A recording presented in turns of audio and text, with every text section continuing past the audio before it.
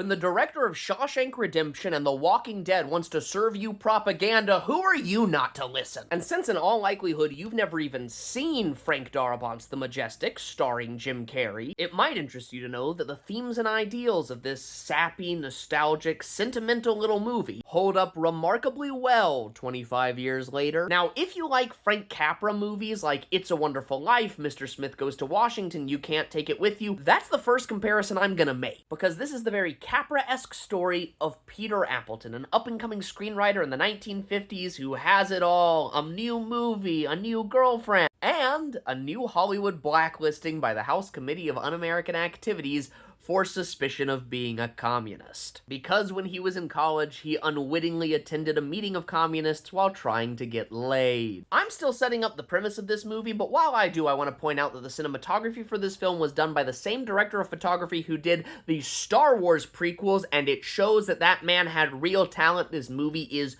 beautifully lit. Absolutely photographed to the nines. Anyway, when driving up the coast to clear his head, he gets into a car accident, loses his memory, and washes up on the shores of a little town called Lawson that has a tragic story of its own. Because less than a decade after World War II, the town of Lawson is still mourning having lost 62 of its young men to the war. One of whom is Luke Trimble, the son of Martin Landau's character, who upon seeing Jim Carrey, who at this point has lost his memory, believes that this is his long-lost son. And this isn't a movie about surprises and spoilers and reveals, because you have all of the information as the audience already. You know, while Martin Landau's showing Jim Carrey the now derelict movie theater that they own, the once beautiful Majestic, that this isn't a part of Jim Carrey's past. Instead, you, the audience, like Jim Carrey, are being invited back to invest in something. A process, a community, a place, a new project, as we get to watch the community enlivened by the miraculous return of the